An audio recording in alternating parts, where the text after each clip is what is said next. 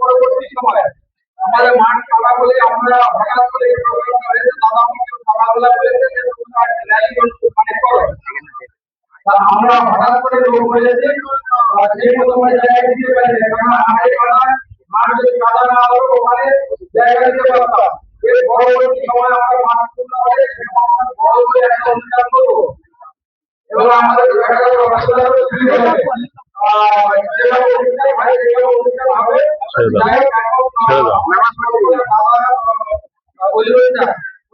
বক্তব্য রাখবেন।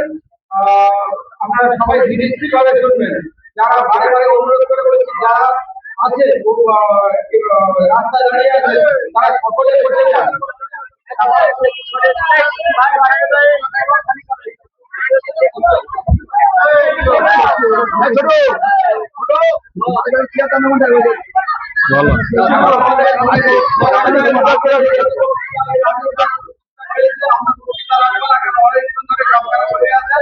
তাহলে আমি অনুরোধ করবো আমাদের নেতা কিছু কথা বলার জন্য।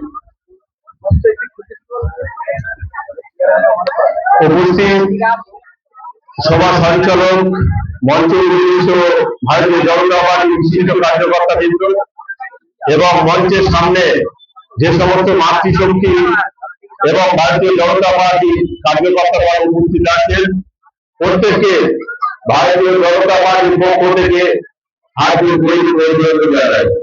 অভিনন্দন জানাবো আমার শব্দযন্ত্রের মাধ্যমে যত দূর পৌঁছে আছে, অর্থাৎ নেত্রা বাজারের সমস্ত দোকানদার ক্রেতা বিক্রেতা থেকে শুরু করে পরিচালক প্রত্যেককে আমি অভিনন্দন জানাবো। আপনারা ইতিমধ্যে শুনেছেন ভারতীয় জনতা পার্টি আপনাদের আশীর্বাদে, অর্থাৎ 29শে এপ্রিল আপনাদের আশীর্বাদে ভারতীয় জনতা পার্টি 4ঠা মে সরকারে এসেছে। অর্থাৎ আপনাদের আশীর্বাদ না থাকলে এই পশ্চিমবঙ্গের 294টা সিটের মধ্যে 208টি একক সংখ্যা গরিষ্ঠতায় আসছে না। অর্থাৎ জনতা জনার্দন এবং আমার মাতৃশক্তিদের আশীর্বাদ ছিল বলে আজকের ভারতীয় জনতা পার্টি সরকারে এসেছে। তার জন্য আপনাদের আর একবার এই মঞ্চ থেকে অভিনন্দন জানাই। আপনারা জানেন যে 2021 সালটাই ধরি, তার পিছনে ছেড়ে দিলাম। 2021 সালে যেভাবে আমরা বিরোধী পার্টি করবার জন্য আমাদের কিভাবে অত্যাচার করেছিল এই শাসক দলের তখন যারা ছিল তৃণমূল কংগ্রেস বলাটা অবাঞ্ছনীয়। তৃণমূল কংগ্রেস বললে সেটা সম্পূর্ণ হয়, সেটাও আপনারা ভালোভাবে জানেন যে গোটা পশ্চিমবঙ্গের 15 বছর যেভাবে শোষণ করেছে, যেভাবে প্রতিবাদী মুখগুলো কন্ট্রোল করেছে, যারা প্রতিবাদ ছিল এই পশ্চিমবঙ্গে তাদেরকে একের পর এক জেল খাটিয়েছে। বিনা অন্যায়কে বাড়িঘর ভাঙচুর, লুটপাট, দোকানপাট সমস্ত দায় কর্মজীবন থেকে তাদেরকে হাত পা ভেঙে দেওয়া হয়েছে। আপনারা বলুন, যারা মায়েরা আছে, বিশেষ করে মায়েদের কাছে আমি প্রশ্ন করবো, 2021 সালে মা কিভাবে বর্বরতার শিকার হয়েছিলাম আমরা, আপনার সন্তানরা কিভাবে বর্বরতার শিকার হয়েছিল, সেই দিনটার কথা আজকে আমরাও ভুলতে পারছি না। 2রা মে 2021 সালে যখন এই দ্বিতীয়বারের জন্য তৃণমূল সরকারে এসেছিল, সেই সময়কালে এই সরকার মোল্লার জেহাদি বাহিনী, লুঙ্গিধারী বাহিনী, দুষ্কৃতী বাহিনী আমাদের একের পর এক ঘর বাড়ি দোকানপাট লুটপাট করেছিল, সেটা নজরে আপনারা আছেন। কিন্তু আপনাদের কাছে আমরা প্রশ্ন করব, এখানে আমার মাইকে শব্দযন্ত্র যত দূর যাচ্ছে তাদের কাছে প্রশ্ন করব, আজকে আপনাদের আশীর্বাদে যে পার্টিটা সরকারে এসেছে, আপনারা বলুন 4 তারিখের পর থেকে আমাদের কোন কার্যকর্তা তথা ভারতীয় জনতা পার্টির কোন কার্যকর্তা কোন বিরোধী দলের একটা মৃত্যুর কথা একটা এই কাদাকারি ছুড়েছে, সেটা আপনাদের নজরে আছে? এই শিষ্টাচার ভারতীয় জনতা পার্টির মধ্যে নেই। যদি ভারতীয় জনতা পার্টি এই 4ঠা মে সরকারে না আসতো, যদি ওই তৃণমূল যদি আবার সরকারে আসতো, তাহলে কত হাজারে হাজারে বাড়িঘর ভাঙচুর হতো, কত হাজারে হাজারে মানুষ খুন হতো, কত মায়ের স্বামী থেকে শুরু করে মানে কত মানুষ আজ খুন হতো, সেটা আপনাদের নজরে আছে। আমি আপনাদের কাছে অনুরোধ করে বলবো, মানে করজোড়ে আবেদন করে বলবো যে ভারতীয় জনতা পার্টি আছে বলে আজকের সরকারে তথা এই ক্যানিং পূর্ব জীবন করার মাটিতে আমরা প্রত্যেকে তাদের মৌলিক অধিকার ফিরে পেয়েছি। প্রত্যেকে তার মৌলিক অধিকার ফিরে পেয়েছি। মৌলিক অধিকার ফিরে পাওয়ার সঙ্গে সঙ্গে আর তার দৃষ্টান্ত আমাদের চোখের সামনে ভাসছে। সরকারে এসে তারা ভারতীয় জনতা পার্টি 208টি আসনে, আর 80 সিট পেয়েছে ভাওরে আইএসএফ। আপনাদের কাছে প্রশ্ন করতে চাই, এখানে যে সমস্ত সুনাগরিক বৃন্দ আছে এবং যদি কোন রকম কানা ঘুষো আমার এই শব্দ যন্ত্র তাদের কানে যাচ্ছে, যে সমস্ত আইএসএফ এবং সিপিএম এর বন্ধুরা, আচ্ছা আপনাদের প্রশ্ন করতে চাই যে আপনারা দীর্ঘ 15 বছর কোন লড়াই সংগ্রামের মধ্যে ছিলেন, আপনাদের কি ভূমিকা ছিল? আর আজকে আপনারা ক্যানিং পূর্বে যেভাবে তোলা তুলছেন, যেভাবে অত্যাচার করছেন মানুষের কাছে, বিভিন্ন ভাবে বিপরীত করছেন এই আমাদের কর্মীদের, আমরা কিন্তু আপনাদের সজাগ করে দেওয়ার জন্য আজকে এই নেতা বাজারে এসেছি। আগামী দিনে যদি কোন রকম উচ্ছৃঙ্খল যদি ভাব থাকে, আপনাদের হাত আর পা দুটোই হাতে পাক ধরিয়ে দেব। অনেক সমঝোতা হয়েছি। ভারত থেকে একটা ক্রিমিনাল আছে এই ক্যানিং পূর্বের মাটিতে, যে মানে ভারতটা জ্বালিয়েছিল, দীর্ঘ 10 বছর ধরে তৃণমূলকে শোষণ করেছিল, তৃণমূল শোষণ করার অপরাধে তাকে বহিষ্কার করেছিল, তাকে আমার নওশাদ সিদ্দিকী ভাইজান, আব্বাস সিদ্দিকী ভাইজান তার দলে আমার ঠাঁই দিয়েছিল। প্রশ্নটা এখান থেকে নওশাদ সিদ্দিকীকে করতে চাই, আব্বাস সিদ্দিকীকে করতে চাই, একজন ক্রিমিনালকে আপনার দলে ঠাঁই দেওয়ার উদ্দেশ্য কি ছিল? আর উদ্দেশ্য ছিল কি সেটা তো আপনাদের ভাবতে হবে।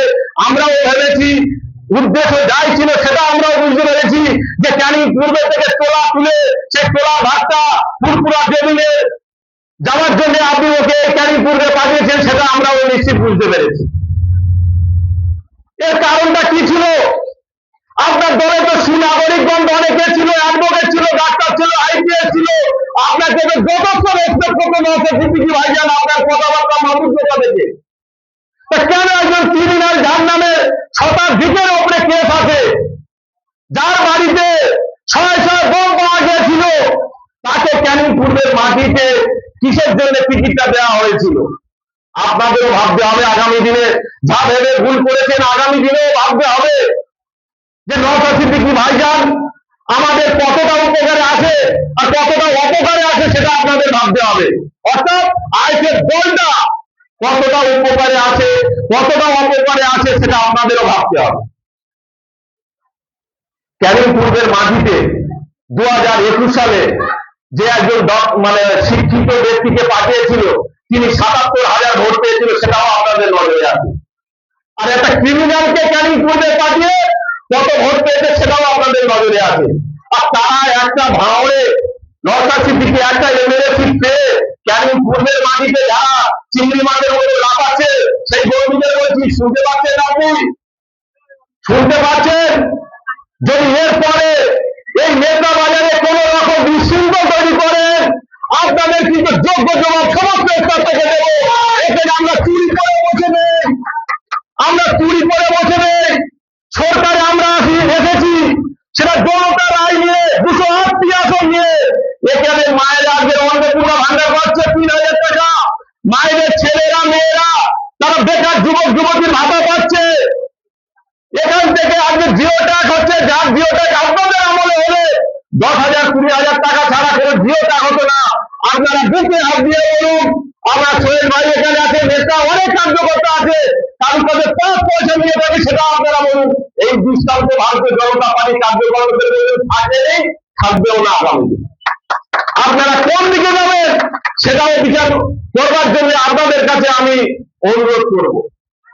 অর্থাৎ আমরা একদিকে যখন উন্নয়নের জন্য সমস্ত স্তরে মানুষের কাছে যাচ্ছি, পাড়ায় পাড়ায় যাচ্ছি, গ্রামে গ্রামে যাচ্ছি, সেই জায়গা থেকে বিভিন্ন দিক থেকে আমাদের কানে আছে আইএসএফ এবং সিপিএম তারা তোলা তুলছে, ওই জিও ট্যাগের নাম করে তোলা তুলছে, সেটাও আমরা নজরে আছে। আমি মা বোনদের কাছে অনুরোধ করে বলবো, আমার বাবাজিদের কাছে অনুরোধ করে বলবো, এমন কোন দৃষ্টান্ত যদি কারোর মধ্যে দেখতে পান, যদি কোন রকম আপনাদের কাছে আসে, শুধু একবার আমাদের বলে দেবেন, সৈয়দ ভাইকে বলে দেবেন, আমরা আসবো, তাকে তুলনা করে তাকে কিভাবে যোগ্য জবাব দিতে হয় সেটা আমরা দেখবো। কিছু কিছু ক্ষেত্রে আপনারা দেখতে পাচ্ছেন, কংগ্রেস নামক যে দলটা এখন ভারতবর্ষের মুখে কিছু আন্দোলনের প্রতিবাদ স্বরূপ চলে আসছে, তাদের ভাবনা চিন্তা কি আছে সেটা আপনাদের বুঝতে হবে, তাদের চেতনা কি আছে সেটাও বুঝতে হবে। একদিকে যেমন দেশটা উন্নয়ন থেকে উন্নত দিকে এগিয়ে নিয়ে যাচ্ছে, পশ্চিমবঙ্গে যেমন এই তৃণমূলের আমলে শয়ে শয়ে কোম্পানি এই পশ্চিমবঙ্গ থেকে উঠে গিয়েছিল, উৎখাত করেছিল, আর আজকের ভারতীয় জনতা পার্টি সরকার এসে যেভাবে নতুন নতুন কোম্পানি আমাদের পশ্চিমবঙ্গে আসছে, তখন বেকার বেকার সমস্যা ঘটানোর জন্য বিভিন্ন দিক থেকে যে সমস্ত কোম্পানিগুলো আছে, এরা সহ্য করতে পারছে না, এই তৃণমূল এবং সিপিএম এরা সহ্য করতে পারছে না, বিভিন্ন ভাবে উঠে পড়ে রেখেছে এটা সন্ত্রাস কায়েম করার জন্য, এবং আমাদের মধ্যে হিন্দু মুসলমান যেভাবে আমরা বসবাস করছি এদের মধ্যে বিবাহিত করবার জন্য, এটা সাম্প্রদায়িক দাঙ্গা বাড়াবার জন্য সুশ্রী দিচ্ছে, এটা আপনাদের নজরে রাখতে হবে। এইরকম কোন ব্যক্তি যদি সুশ্রী এবং দাঙ্গাবাজের সঙ্গে যুক্ত থাকে, আপনারা তাদের ঝেঁটা দিয়ে জুতো দিয়ে তাদের এই ক্যানিং পূর্বের মাটিতে আমরা ক্যানিং পূর্বের মাটিতে আগে সরকার মোল্লা যেমন ছিল বোম বন্দুক নিয়ে এবং মানুষের কণ্ঠরা রোধ করছিল, আমরা সেটা হতে দেব না। আমরা দেব প্রতিটা মায়ের যে ছেলেপুলে বর্তমানে আছে তাদের হাতে পেন এবং কম্পিউটার তুলে দেবো এই ক্যানিং পূর্বের মাটি থেকে, যাতে করে আগামী দিনে এপিজে আব্দুল কালামের মতন ব্যক্তি জন্ম নেয়, এখান থেকে আইপিএস হয়, এখান থেকে ডক্টর তৈরি হয়, তার দিকে আমরা আগামী দিনে লড়াই আছে আমাদের প্রজন্মটাকে। আর ক্যানিং পূর্বে অশান্ত করতে আসলে আইএসএফ এবং সিপিএম কে বারবার করে হুঁশিয়ারি দিয়ে বলতে চাই, আমাদের ভুল থাকলে আপনারা অবশ্যই তুলে ধরবেন।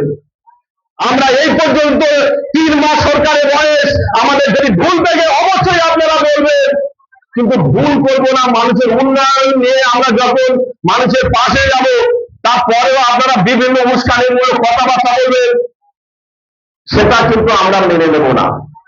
পরিষ্কার করে বলছি, সৈয়দ ভাই এখান থেকে যেভাবে লড়াইটা দিয়ে যাচ্ছে, এই লড়াইয়ের সঙ্গে আপনারা থাকবেন, আমিও জীবনতলা আছি, কোন অংশে তবে 1 ইঞ্চি মাটি ছাড়বো না। দুশ্মন কিভাবে দমন করতে হয় সেটা আমরা জানি, অতীতে বামফ্রন্ট করে আমরাও বড় হয়েছিলাম, ছোটবেলা থেকে এসএফআই করে বড় হয়েছিলাম, আন্দোলন কার বলে সেটা আমরা জানি, আজকের ভারতীয় জনতা পার্টিও সেটা শিখেছে, কাকে আন্দোলন করে আজকের এই সেবা প্রসাদের মাটি 1901 সালের যে ব্যক্তিটা আজকের ভারতবর্ষে জন্মেছিল তার অনুসরণ করে আমরা ভারতীয় জনতা পার্টি করছি। আগামী দিনে কিভাবে আন্দোলন করে এই সরকার আরো 50 বছর যাতে কায়েম করে সেই দিকে আমরা এগিয়ে নিয়ে যাব। ধন্যবাদ। আপনাদের কাছে বিশেষভাবে যে বার্তাটা দিতে চলেছি, দেখুন আমরা উন্নয়নের পক্ষে আছি, আপনারা উন্নয়নের পক্ষে আছেন। উন্নয়ন ছাড়া আমরা যে দল, যখন আমরা 5 বছর যদি উন্নয়ন যদি করতে পারি, আপনাদের প্রতিটা কাঁচা বাড়িগুলো পাকা বাড়ি যাতে না হয়, আমাদের দিলীপ ঘোষ মন্ত্রী তিনি বলে দিয়েছেন যে অ্যাডভেস্টারের ঘর থাকলেও তাকে ছাদ যদি না থাকে সেও বাড়ি পাবে। আমরা এই নিয়ে প্রতিটা মানুষের পাশে থাকার জন্য বিভিন্নভাবে সচেষ্ট হচ্ছি। আপনাদের অনুরোধ করব, যদি 5 বছর আপনারা সময় দেন, আপনাদের যা যা অভাব অভিযোগ যদি পূরণ না করতে পারি, তখন আপনারা নিজেরাও ডিসাইড নেবেন যে ভারতীয় জনতা পার্টিতে থাকা উচিত বা উচিত নয়। আজকের বিভিন্ন ভাবে যে সাম্প্রদায়িক দল হিসেবে তকমা লাগাচ্ছে এই আইএসএফ এবং সিপিএম। আচ্ছা, আইএসএফ এবং সিপিএম বর্তমানে কারা করছে আপনারা জানেন, আপনাদের নজরে আছে। আচ্ছা, আইএসএফ যে দলটা করছে, ওদের সঙ্গে আজকেরও যারা কিছু পৃথিবীকার দল যারা এই নেতা বাজারে এসেছিল, তাদের মধ্যে কোন হিন্দু সম্প্রদায়ের ব্যক্তি আছে আপনাদের নজরে পড়েছিল আজকে? তাহলে ওরা সাম্প্রদায়িক দল কারা সেটা আপনারা নিজেরা দেখুন।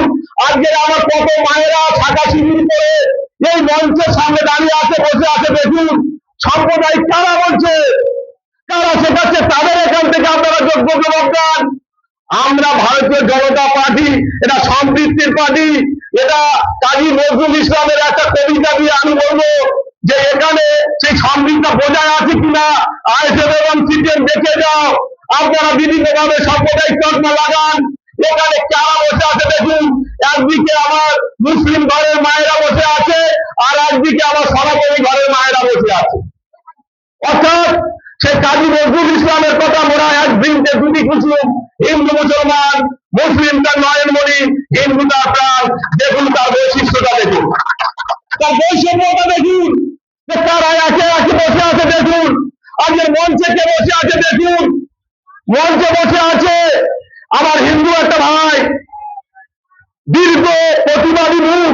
তিনি আমাদের সারাঙ্গাবাদ তথা সারাঙ্গাবাদ অঞ্চল তামুন্না 1 নম্বর 2 নম্বর তিনি বিয়ে, অর্থাৎ আমাদের পার্টিতে মন্ডল প্রেসিডেন্টের পরে ইনিও আছে আর একজন প্রেসিডেন্ট।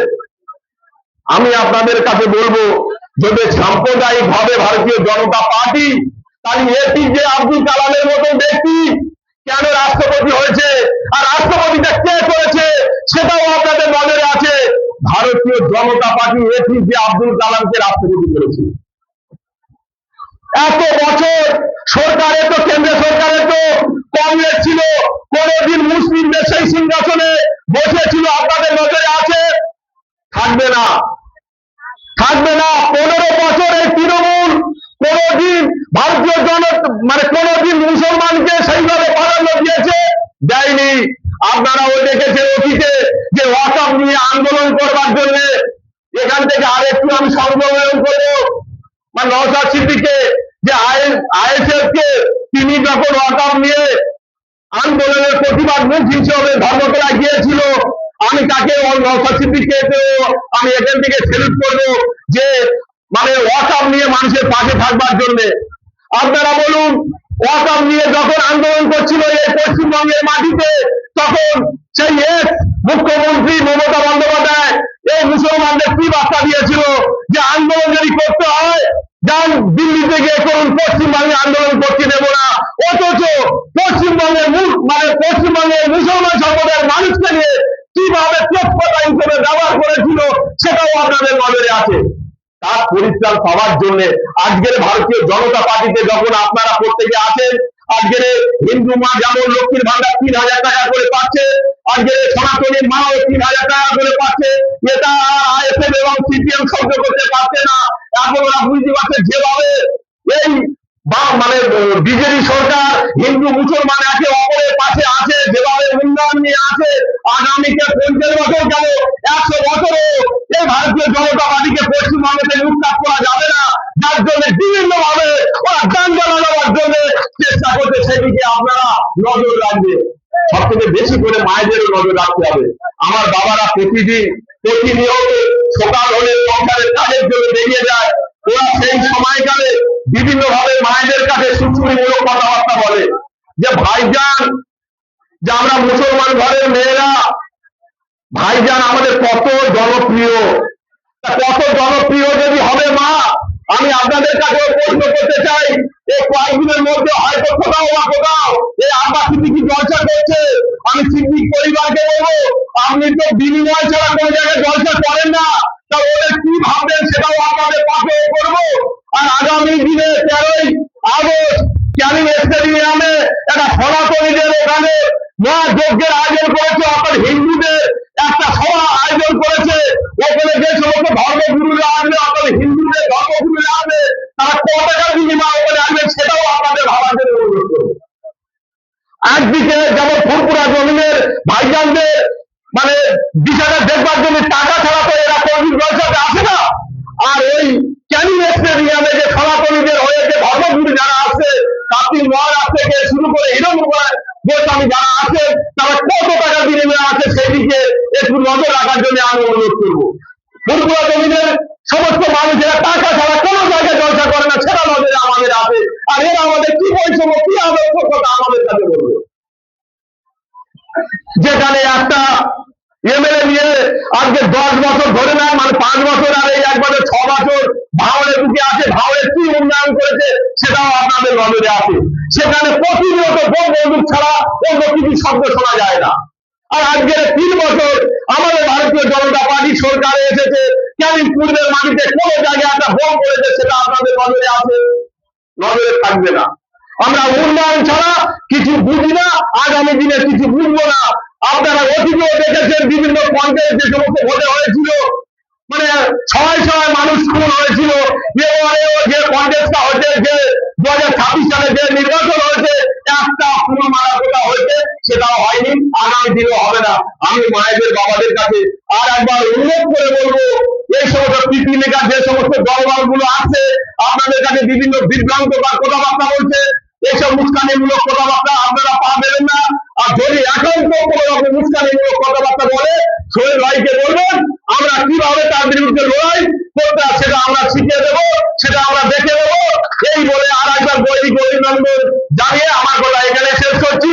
ভারত মাতা কি, ভারত মাতা কি, বিজেপি জিন্দাবাদ, বিজেপি জিন্দাবাদ, বিজেপি জিন্দাবাদ।